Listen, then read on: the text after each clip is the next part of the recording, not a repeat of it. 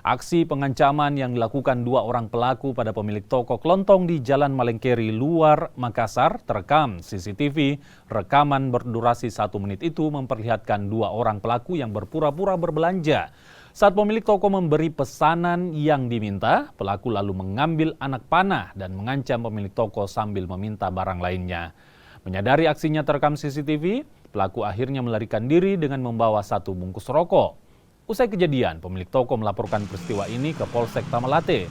Peristiwa yang menimpa pemilik toko merupakan kali kedua setelah peristiwa yang sama terjadi di tahun 2021 lalu. Lebih yang 4 subuh Pak, ya? Subuh. Dia berjumlah berapa orang Pak? Dua orang. Itu bagaimana awalnya Pak? Iya. Kalau awalnya begitu, pura-pura beli rokok, modusnya. Iya, terus Jadi setelah saya kasih, tidak berselang kemudian dia sudah mengancam. Oh, mengancam langsung Pak. Mengancam. Tapi tidak sempat dia lepaskan busurnya Pak? Iya, tidak sempat sih ya. Waktu dari Karena saya kaget. Iya. Secara serentak saya juga kaget. Langsung menyelamatkan diri. Iya.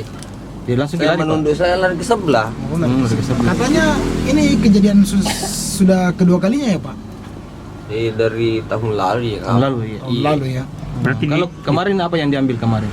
Kalau kemarin lacinya. Oh, lacinya Laci, dengan Iya, tanpa uangnya. uang.